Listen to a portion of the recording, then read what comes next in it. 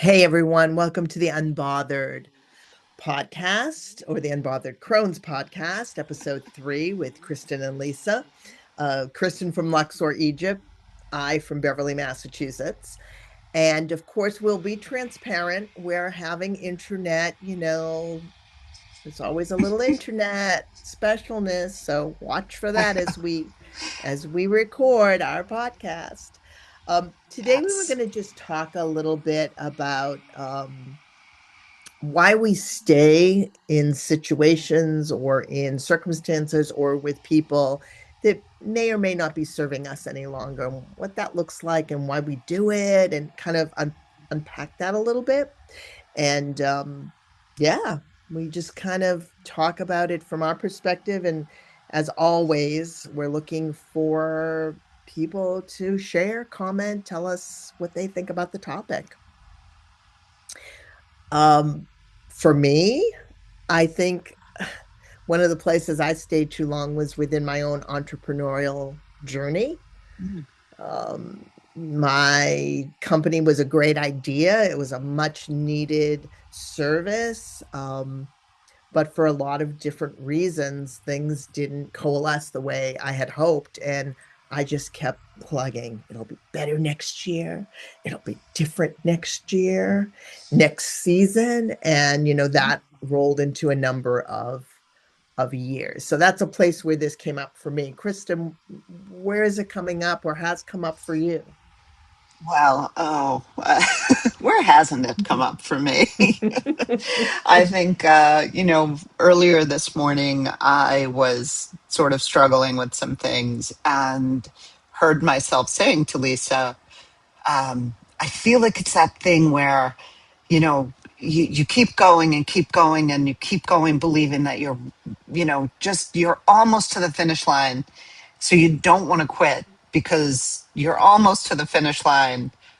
But sometimes that finish line just never shows up. And, for me, I definitely stayed in relationships for too long, rather disastrous relationships for too long, and probably stayed in Beverly, Mass for too long. My soul was ready to fly probably a good year before I actually left Mm, for Luxor. And work situations too. The same thing. Like, well, I'll just stick it out. We'll just get through this quarter. We'll just get through this project. Once we get through this part of it, then things will be better. mm, Then things will be less chaotic, or we'll get more resources to the company, or whatever the mhm, story was around it. But it was really just, this pattern of staying in what's familiar and feeling, really, and it varies, but I think it comes down to a couple of different themes. For me, it was, with relationships. I have a phenomenal gift of one of my greatest gifts is that I see the highest potential of people.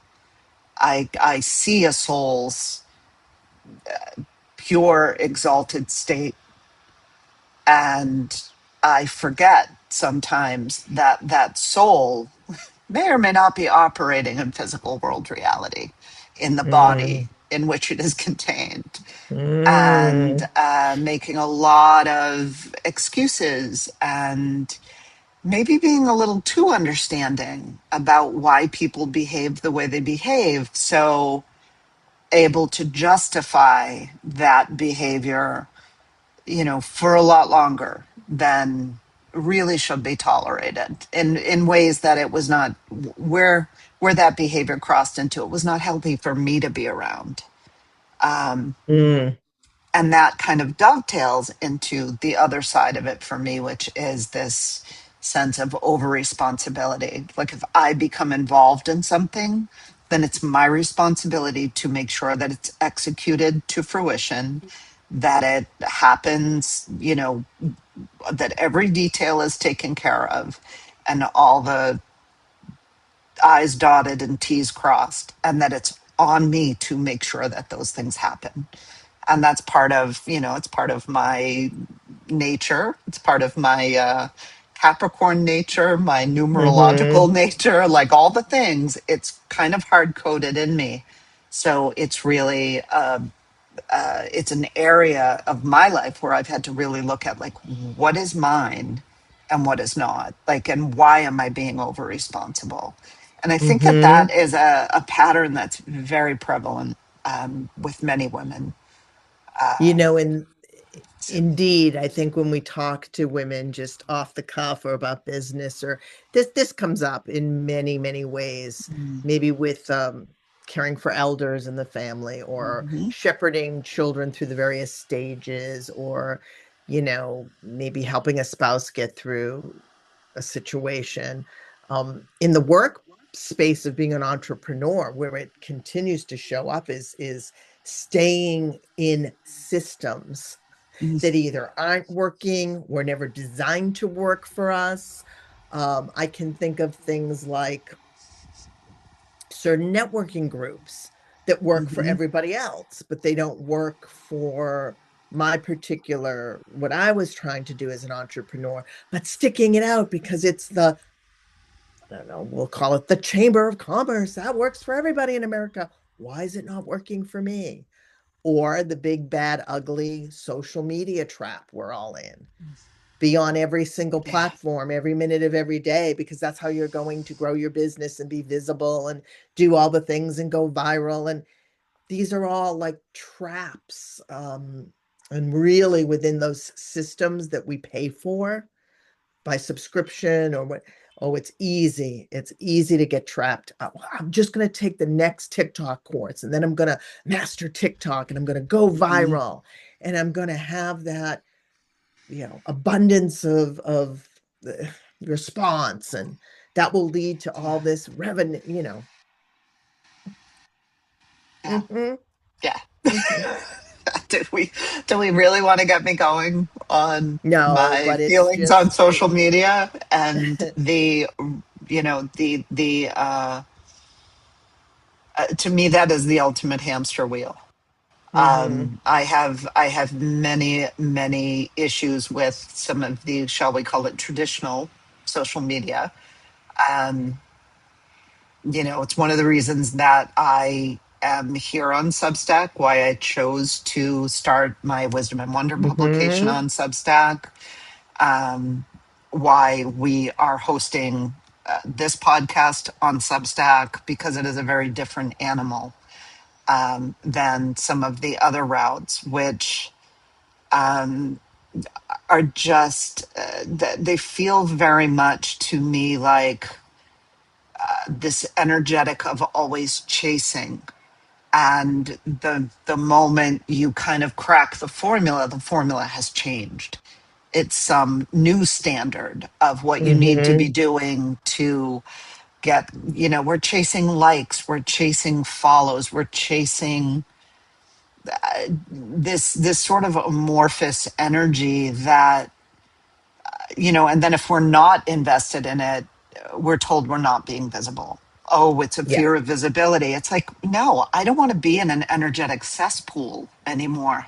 Thank you very much.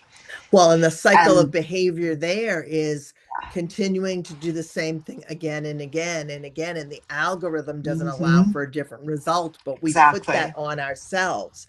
Um, Right. Because it's not we tell ourselves designed. that story. We're not doing it right. We're not doing it Yeah. enough. We don't have enough frequency. We grow the followers. So Yeah. we get captured in that pattern of self-blame when it's really a It's monster systems issue. right, and it's a system that is designed, at its inception it was very different, but it is now, the way it functions is the algorithm is fed if you pay to play. And you know that is the bottom line of it, because it is a for profit entity now. Hmm. It's the, to call it a social network is really a misnomer. Yeah. And recognizing that. And and I know, I personally know people who've been phenomenally successful in growing their business in that way. Like they've hit it, it works for them. But I think the overarching issue is that when it works for one person, then they're like, oh, I've got the formula. And then it's like everybody's like, oh, that's the Hmm. formula. And it just feels like a school of fish, like just we're all swimming this way. Nope, go this way, pivot. Nope, pivot back. And it's just And because maddening. it's such a fix it trap, just tweak Yes. it, you'll fix it. Um, I don't know, we do that with our relationships too. Like, well, where Hmm. do we think we can just kind of save or change that other Yeah. person? Um, Yeah. how can we make the situation more workable by fixing it, workshopping it? Yeah. Um, And there's a and lot how of that. that always raises the question for me of, what are you actually fixing? And I'm guilty of this because I've Hmm. stayed and tried to make it work, tried to make it better. And I know that I I know that most women, uh, hearing those words, are like, oh yeah, I've done that. I've done that. And it's like, what is that thing that is really deep inside of us? That's like everything in us wants to go, and yet we stay. Hmm.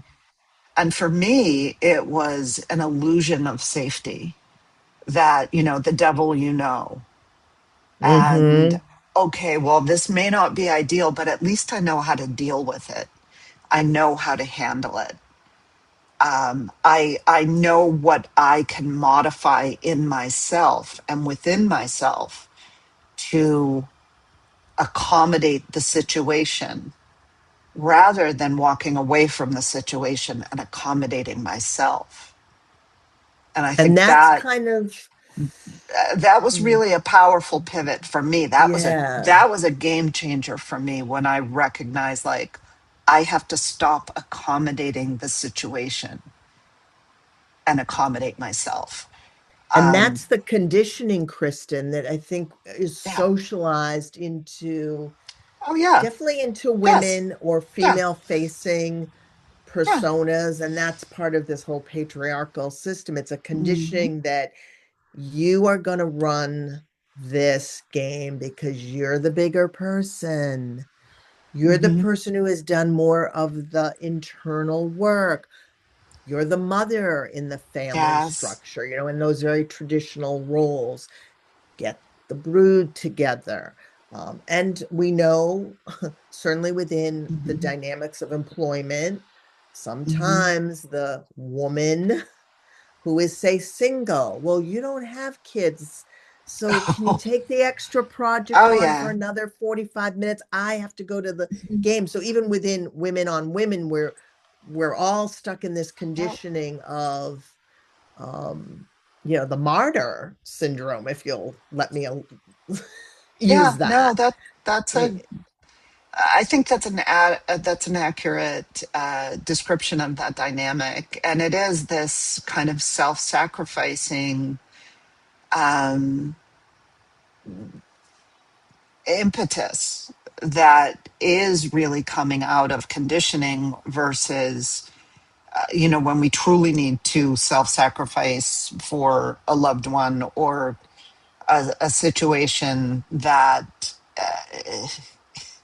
is perhaps more personally meaningful than just sucking it up and staying the extra couple of hours at work because somebody else's situation is is valued in a different way than your time and energy and what you have to do. And as the single lady in the office, I know that story well. And there is all of it. When I look back at those situations now, I recognize that really, it wasn't that they were wrong and I was right, or I was mistreated because I was asked to stay. It On one level it makes sense, right? Like, okay, well, you have a thing, you don't, can you stay? But the crux of it is, when am I looking within myself and saying, no, I can't, and actually saying no, Mhm. actually giving voice to the no, and saying, Mhm. sorry, I have something going on that is just as important to me, and letting that be a complete sentence, letting no be a complete sentence. Um, there's so much accommodating and qualifying that typically comes with no, like why we as Mhm. women feel we need to justify our no is a very that's a whole nother episode. uh, Well, it's funny how this because energetic that we're talking about plays itself across many landscapes. yes, So it appears in the yeah, work landscape, obviously romantic relationships or hmm, partnerships where you're living yeah, with a person, absolutely, friendships. I feel like the family dynamic, the business dynamic, the workplace, this underlying energetic is present across a lot of our lived experiences on the daily, so much so that the conditioning of it and the wow, response behavior that we continue to do keeps overlapping in a way that we can't break free of it. yeah. And I think the thing that happens, and what I've seen, and what I've experienced myself, and what I've witnessed in other in other women and in friends and family, is that we stay in that pattern until there is a point of pain, a healing crisis, a medical issue. Something comes forward that is so glaring that we can no longer ignore it, and we have to say no. We have to finally say, I'm out. Like, I can't do this anymore. And um that, Kristen, is the space where a lot of the hurt and misunderstanding comes in yes, from others who we've never had these boundaries. We've always been right, fluid around this yeah, because exactly. We've established the precedent that mhm, it's okay to continue to ask, and in many cases it's not even, the other person's not even asking us anymore. It just becomes an expectation. It becomes something that's just part of the fabric. Like, if you are the overgiver in the family, if you are the person who always takes care of everyone else, and I'm not claiming this role for myself and my family, but when you occupy that space, everybody just expects that you're going to show up and take care of things. And the minute that person says, no, I'm not going to do that, I can't do that, it's costing me too much, there's quite often legitimate, like there's a lot of backlash that comes, that is unfair to the person saying no, because they're just saying, hey, I can't do this anymore. And in some ways, it's like, people, the party's over. I've given and given and given. I'm not, I've got nothing left for you. And yet the people on the receiving end of that, this is like the first time they're aware of it. Like, it's not coming from a bad place or a malicious place. They're like legitimately like, well, you've always done this. Why is today different? And they're confused, which is understandable. But it's also, because it's become so ingrained, and because it's part of that conditioning of the broader dynamic, be it at work or in the family, or in your intimate relationship with your partner, that it's like, it's a shock when you say no. And that's part of why we don't say no, and part of why we don't leave sooner, because a part of us knows that it's going to, we could be met with pushback. We could be met with mhm. animosity. We, I moved away. I moved 5,000 miles away from my home, my family, my work, my relationships, my friendships. There was, there was, there was some uh, pushback on that. There were people that were made uncomfortable by that, and they did not deal well with me claiming I need to do this for myself. This is where my life is taking me. And there's, you know, I, I certainly understood their perspective. I certainly understand they have feelings about it, but that's a them problem, not a me problem. And Well, it's 5 years ago, interesting I'm sorry, that you Lisa, but like, took the step in exactly. despite. But like 5 years ago, I couldn't have said that because I was Mm, still in that old pattern of hmm. it wasn't uncomfortable enough yet. You know, honest to just be honest about it. It wasn't uncomfortable enough yet for me to leave. I could still make the things that didn't work in my life fit into the life that I had created.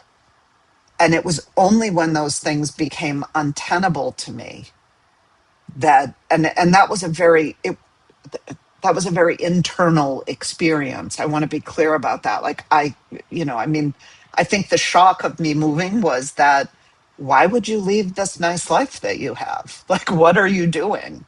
You live in a beautiful home, you have a great community and friends and work and all the things.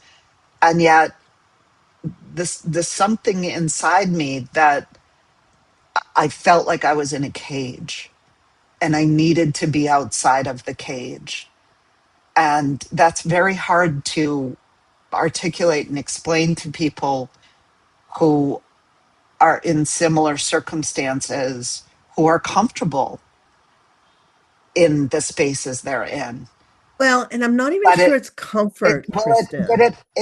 it also, and sorry, Lisa, it also brings up for people the spaces where they're not comfortable within it, where they're not comfortable within their own framework, and that can be very triggering. That can elicit a very emotional response in other people. So it's kind of because we're interdependent, and everything Hmm. is, you know, what I choose may be for me, but it's going to have an impact on the people around me.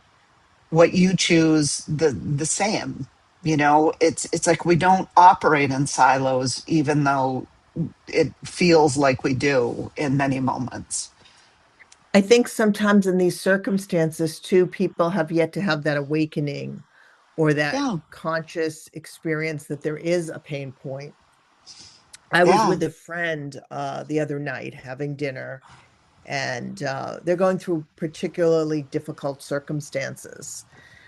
If Mhm. you're out there listening, you know who you are, and I love you.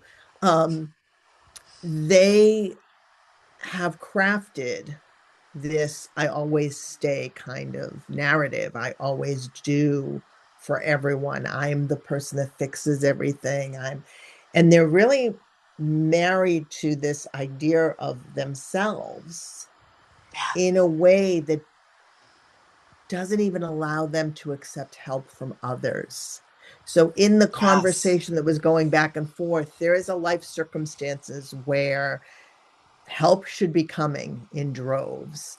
But if you've always prided yourself on being the person that always helps others and does for Mhm. others, as people are coming forward in this difficult time to assist and offer assistance, you can't even accept that because that's not a Yeah, role you're comfortable with. And this is all unconscious. This yeah, person, I don't think, is really conscious of it other than they always claim and they make the claim of themselves that they're the person everybody comes to. They're the yeah, fixer in yeah. family and friendships. And Mhm. there's like a place of pride for that or Yeah.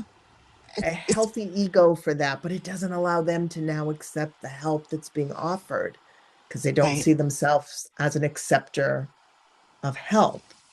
Oh, well, I think it's such an important point, Lisa, that, as we, if that aspect of I'm the fixer becomes like an entrenched part of our identity and Hmm. how we see ourselves, then to acknowledge, even within ourselves, that, oh, I need help, I need some support, I need more than I'm getting currently. To even to acknowledge that is a difficult step, but then to be in the actual space of being able to receive what's being offered first and foremost, and then to be able to ask for what you need and to state clearly, this is the support I need, this is the level of connection or conversation or space, that whatever the dynamic is, to be able to name it and articulate it and say, this is what I need, and to ask it of your loved ones, your friends, your family, is it is something that I think is a very difficult thing, especially for women, because we are not socialized to receive, we're socialized to give. Be the helper, be the helpmate, be the Hmm. good girl, be the nice girl, accommodate. All of those old constructs really prevent us from receiving fully. And I think that's part of the dynamic of why we stay. It's like it's this unconscious belief that someday we're going to receive what we need, but we just have to do a little bit more to get it. If we just stay a little bit longer, it will manifest, it will appear. And it doesn't until we stop and say clearly, this is what I need. I matter in this equation. Well, And and to these voice that. patterns have followed us, those of us in midlife, for Mm, probably much of our, teenage years and early 20s, yeah, college years, post-college work, developing our own family structures. So the pattern is so well set, and then the yeah, social conditioning supports the pattern. So mhm, sometimes we never say, oh, why are we staying in this business yeah, opportunity that no longer is working, or this friendship that has come to its conclusion, a yeah, natural conclusion. yeah, So the and pattern, we're not conscious yeah, of it, or we don't have the tools to work through it. It really then starts to become that cage. yeah, You're caged in. yeah. And that, I think it's really important that we give ourselves a lot of grace, especially around the ending of relationships. That old thing of, sometimes people are there for a season, or Mm-hmm. like, Mm-hmm. I don't remember how that goes, but just that idea, like that. I do believe, and it's interesting because I had someone reach out to me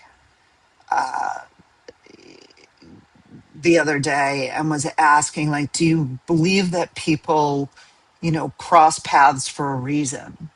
And I very much do. I think that the relationships that we're in, that the social interactions, our family dynamics, our business relationships, like, all of those encounters are part of the broader evolution of our soul.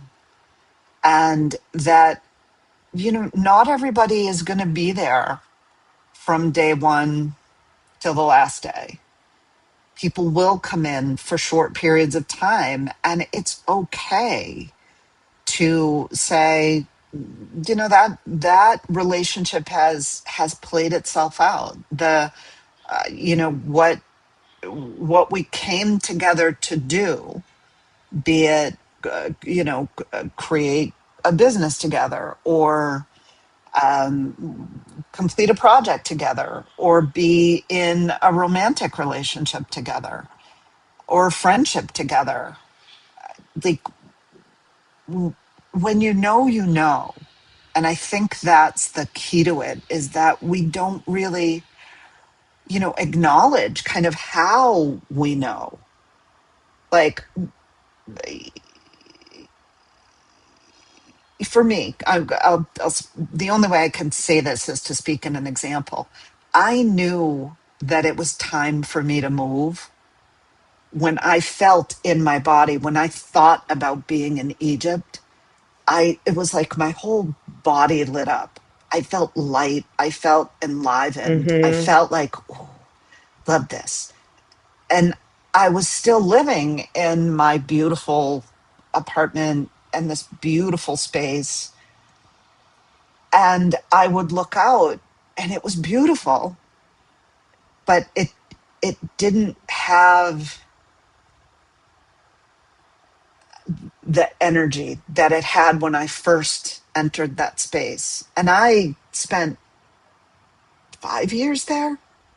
I think I Mm-hmm. was there for almost 5 years, and a tremendous amount of healing, a tremendous amount of joy and connection, and, just like lovely, wonderful memories, and time well spent. A life experiences well lived from that nest. And yet, when I looked out and I didn't feel in my energetic body that excitement and enthusiasm, and like, oh, this is my sanctuary, I knew it was time to go. And I think we Well, all experience that in different ways, and in different circumstances we experience it in our body in different ways. And it's really important that we start to identify how that shows up, so that we can let our body, physically or energetically, really be that first beacon that says, hey, hold on, you might need an exit strategy. part of the societal conditioning and the being on autopilot and the chasing all the things is those feelings show up for us in probably in our body first. Mm, And before we can even process them in our mind and with a full emotional openness, we kind of say, no, that's not real. I don't know what that feels like. I don't know where that's coming from. yeah. So, Yeah. a lot of us need more tools to do that, to stop, Yes. get quiet, be present to the feeling. Where is it in our body? What does it mean? Yeah. Before we can name it intellectually, we've got to Yeah. allow ourselves to feel into it, because the red flags are there. In my own business, I knew I wasn't feeling it and I was pushing through. In Hmm. the end, I was pushing through the mechanics of what you do as an entrepreneur. And, I kept pushing on the things that weren't working. Even though I felt it, I didn't want to Yeah. stop and name it and deal with it, Yeah. because you're kind of on the exercise bike. Keep going, keep going. Yeah. Well, and I think that's an important point, Lisa, because I think part of that too is we don't want to name it, because then we know we have to take action on it. And that Mm-hmm. action may be very, and I don't want to speak for you, but I know that, stepping back from that phase of your business was it, it was a very difficult decision. And Mm-hmm. it was not made lightly. And I think any ending of anything we've been doing that's meaningful, really, it deserves the thoughtfulness and the attention and the integrity of the leaving, to Mm-hmm. leave with Mm-hmm. integrity. And sometimes that's not possible. Like, sometimes it's just like, no, I need to get out of here right now. this is unhealthy. That's a completely different, you know, conversation. But for these things where you've just stayed too long, and you know, it's interesting too, because you made a point of, you know, we sort of dismiss the guideposts that our body is giving us. You know, that kind of that sick feeling that you have in your stomach every day that you're getting up to go to the job that you really hate, but you don't want to say you hate it because it pays you a good salary and the people are nice and it's an okay environment, but you really hate it. Like, and every morning you're like, oh, I don't know why I always have this stomach ache. Like, oh, I don't know why I always feel sick. Like, well, you know, that's your body speaking to you, right? And that's a very, you know, basic example, but it brings up the point of how we dismiss those, you know, our energetic body, our physical body speaking to us. It's one of the things that in my soul awakening class we talk about. We really anchor into the all of the ways that we're getting information throughout our own energetic ecosystem, if you will. But And then then it's the identifying how you can start listening to that those. exactly listening to it and not bypassing it by numbing out by the very systems that are in place. Doom scrolling, I'm looking at you, that keep us from really listening. Like we get that sick feeling, but we just, okay, I'm just going to check out and I'm going to watch Netflix for 4 hours, or you know, I'm going to eat, you know, Cheez-Its and drink wine for a few hours. Not that anybody here has ever done that. Oh no, Just never. saying, just saying. But that, like those behaviors that we then engage in to keep us from actually taking the signals and acting on the signals. And there, let's face it, there are plenty of distractions. There are a million ways we can distract ourselves. Um, And at the end of the but day, I think none of this is being said to make us feel worse about ourselves oh and God, more no, guilty or more. no, no, no, no, But no. when we don't create clear boundaries for ourselves and actually know where things feel in our body when we're not aligned, then we do stay too long at whatever party. Name Yeah, your party. You're staying too long because you don't even yeah, understand where your red line is. So it's yeah, very easy for that line to get crossed and then to get all up in our heads and come up with a lot of excuses for why this is happening. This is sort of human nature. It's not um, uncommon. I think many people, I hope they weigh in the chat or the comment section or DM us, slide into the DMs as the kids say, and just share like how this yeah, was presented for you and what tools you might have used to get more clear on those boundaries and then yeah, extract yourself the very graceful exit. Some exits are not so graceful because we've gone way over the red line. yeah, And that's when things can get messy because we failed to listen to our body and our soul and that connection and then go to the intellect of it. yeah. And then, well, then we get into blame and judgment. And, you Hmm. know, there is, you know, uh, we are, let's face it, we are our own worst critics. So, you know, again, a lot of grace needs to be given to this topic. You know, we really, it's, you know, it's actually kind of a privilege to be able to kind of be thinking about this and looking at this, like, because, you know, if you, when you're just in survival mode and you're just trying to get through the day and get by, it's really hard to have these internal conversations or be looking at something and say, okay, like, what's my exit strategy? How do I move out of this situation? How do I get out of here? And that is, it's a reality for a lot of people, for a lot of us. And, you know, it's really something that other than, obviously situations, and we are not talking about situations where people are in like physical danger, or physical harm, Mm, hmm. anything like that, but just the situations in your life where it's like you just know you're lingering. Um, Even at that, it's like you leave eventually when you're ready. And I think the most important thing is to always be in that awareness of what the situation is offering you, and what you're learning from it. And sometimes that's not easy to do when you're in it. It's only in hindsight that you can look back and be like, oh, okay, those were red flags. Those were the things that I missed in the moment.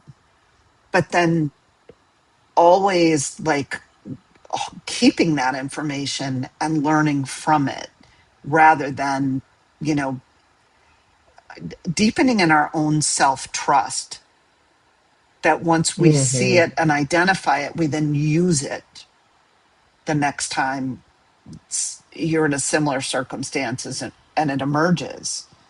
Because that's the only way we really break the pattern of the overstay. Well, so many of these things we were able to navigate through the 6 weeks we spent together in the Soul Awakening course. I almost wish that course could become like standard learning in high school for people, and then again in college, like the high school version and then the college version. Because I think if we learn these principles and some of these tools Wow. earlier, we can really like set ourselves up for better outcomes as we Yeah. go through growth stages. But, we don't teach these things Well, yeah. in schools. It would be so great to have these Yeah. curriculums, Yeah. available for people. I mean, that's a thank you. That's very flattering. And I would I love to see mean, that too. But I think that, there is there's an aspect of that is really core. It's like, and especially with young people, it's like how, I see it in, say, my nieces and nephews. They've been raised in a way that, like, speaking their voice, like using their own voice, articulating their feelings, articulating like, mm-hmm, this is what I need, is so different than the way that our generation was raised, for the most part. Like, it wasn't, nobody mm-hmm. really cared about my feelings. It was like, not to be that way, but it was We're like, the latchkey kid generation. yeah, it wasn't so much like, oh, Kristen, oh, you're so troubled. How come it was like, look, we got a lot going on here. Yeah. My Get on mom your was like, bike, take your my mom was sandwich, and go. multitasking a lot. I mean, Yeah. she had a lot to deal with. So it wasn't, conditions weren't sufficient for that. And that's Mm-hmm. okay, because it also informed me in ways that set me on a path that I learned those things for myself. That's why I went, you know, to graduate school and got my degree in spiritual psychology and studied consciousness, health, and healing, and all the things that I've accumulated along the way were all part of that. How do I find my voice? How do I find the way to articulate what I need in a way that is honoring of me and honoring of the person that I'm asking? And that's been a big part of my life's work. So I'm thankful that conditions weren't sufficient, um, because here we are. But I think it's really, I take a lot of hope in the fact that, like, young people, and we've been seeing a lot of it in, in the political arena too, where young people are really speaking their minds. They're like Mm-hmm. standing up, and And nothing makes me angrier than when, the old people, i.e., like me, when people my age are like, oh, these young kids, they don't know anything. And it's like, they know quite a bit. They've got it going on. Let's listen. Let's listen Hmm. to each other, because that's really the key behind all of it is when we're fully present, when we're listening with our hearts and our ears, it makes a world of difference. And having that dialogue and having that exchange Hmm. can, can really preempt a lot of this. And being willing to sit in a difficult conversation. I know for myself that, would be a great reason to stay too long, because I didn't want to get into the unpleasant conversation. Hmm. Hmm. And Yeah, that, that's yeah, that's very true. Yeah. and that serves no one, you Hmm. know. Well, I love this for us to share with our audience today and just ask the question without judgment, but with Yeah, curiosity, not why am I staying? yeah. Why did I stay? Why will I stay? Mm, But, just being curious with oneself about some of the patterns, you know, yeah, the old cycles, the things we don't question because it's always been that way. Just opening up our curiosity to why do we still use this system when it's yeah, clearly not working is a good place to start yeah, with yeah, with a lot of self-love, a lot of grace towards self, a lot of non-judgment, because I think when we start talking about these things, people immediately can go, hmm, that's another type of conditioning. We yeah. go to, we made this mistake and Oh, we, I failed. This is where another way that I failed, because I yeah, didn't leave soon enough. and yeah. and that's really, I've been through the reframe of that. And that is where that being able to look back and say, okay, this is what I missed. How am I going to do this differently in this moment, Hmm. in these conditions? How am I going to, really explore, like, what is it I need? Can I have a conversation that, you never know, might actually change the outcome?